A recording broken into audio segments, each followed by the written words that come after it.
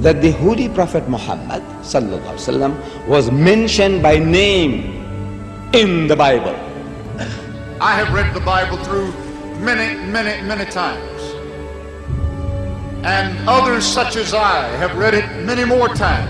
What has happened is this.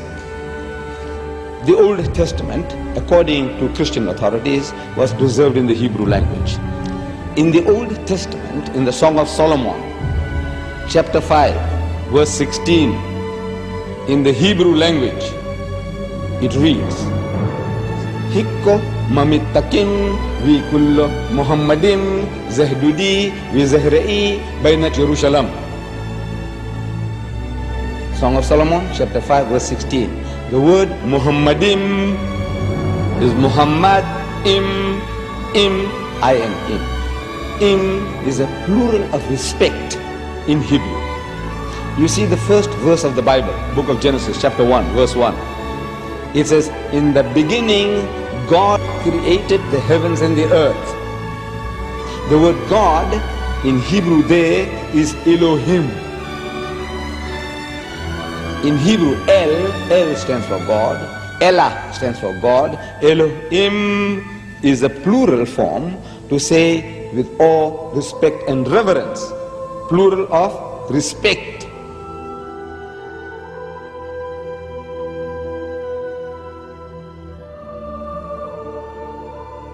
The word is there in the Hebrew language. In the original, what they call original, it's there. But they have translated that in English as altogether lovely. So this beloved of mine is altogether lovely, says Solomon. You can't associate with the word Muhammad. You read it 1,000 times, altogether lovely, altogether lovely. Or let's say in another language, the praised one, the praised one. Muhammad means the praised one. But he said the praised one, the praised one. You can't think that he's talking about Muhammad, though Muhammad means the praised one. You have no right to translate names of people.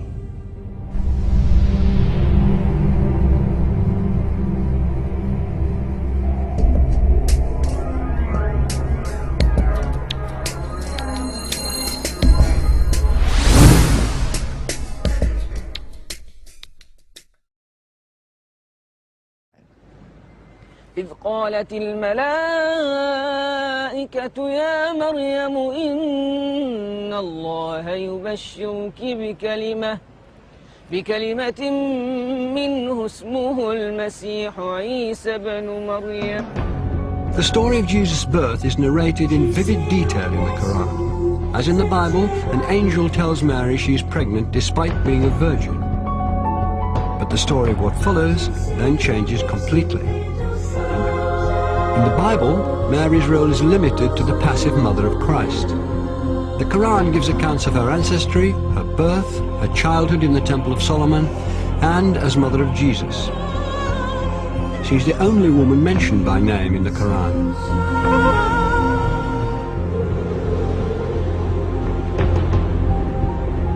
The ability to talk as a newborn child is one of many miracles not recorded in the biblical account of Christ's life. We have more sayings in the Islamic tradition about Jesus than you'll find in the Gospels themselves. So there is a possibility that other things did happen. There were many Gospels around that didn't all make it into the New Testament. And the Church tried to limit the number of Gospels. In the Christian narrative, the most central and fundamental point of Christianity is the death and resurrection of Jesus Christ. Well, Islam basically denies that. وقولهم إنا قتلنا المسيح عيسى بن مريم رسول الله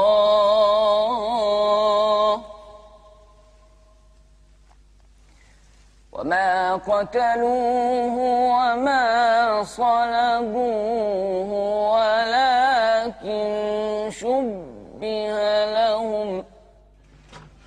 To find the story of Christ's crucifixion and resurrection being changed is too much for some Christians. J. Smith is an evangelical Christian who spent 25 years studying Islam. is dedicated to disproving the Quran's version of Jesus' last day on earth. If Jesus were to come down to Speaker's Corner, I would imagine he'd get up on the ladder like I'm going to get up on the ladder. And what he would say to Muslims specifically is he would probably confront them with what they've done to him, what their scriptures have done to him, not them personally, what their scriptures have done to him by taking away his divinity, by also suggesting that the greatest act of history, the most sacrificial act that anybody has done, to die for mankind, God himself to die for that which he has created, has completely been eradicated, has completely been thrown out of their scriptures. The essence of Islam is submission to the absolute, to the divine. And that's where salvation lies, in submission to the divine, or at least a recognition of the divine. In Christianity, salvation lies through the acceptance of the blood of the Lamb.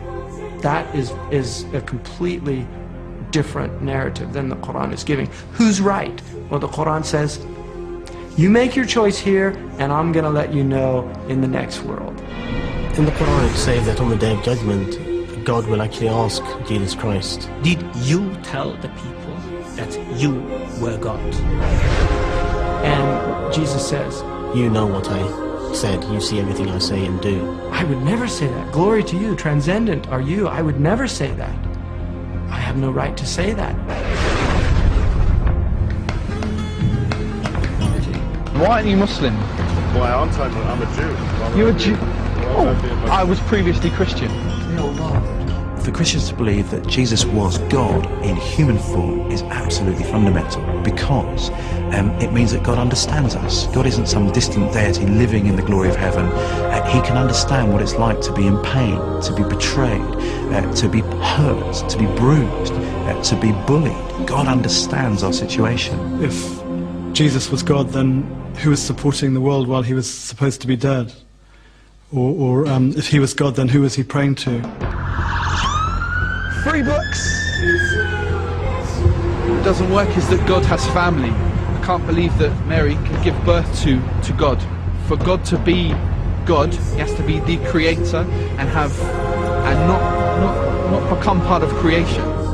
Officials act that anybody has done to die for mankind, God himself to die for that which he has created, has completely been eradicated. But God is not bound in the frame of reference. He's the creator of time.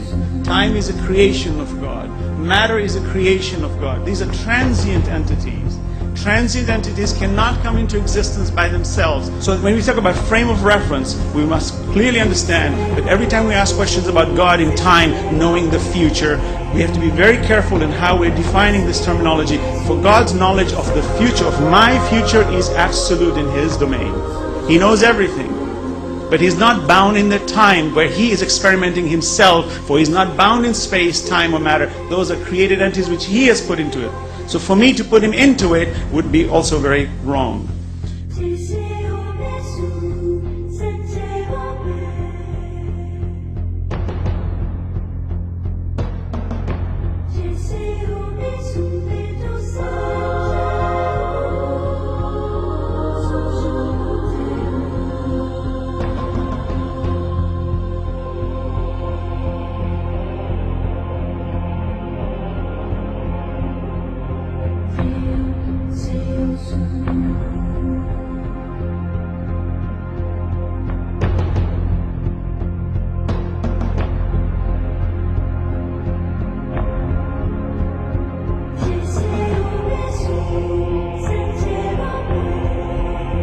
Prophet Adam was created from no female and no male. Eve was created from one male and no female. Jesus was created from one female and no male.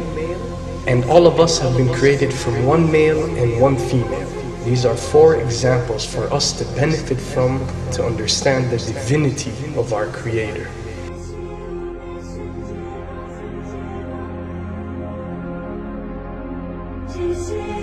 Then there is no difference that cannot be overcome between Christianity and Islam.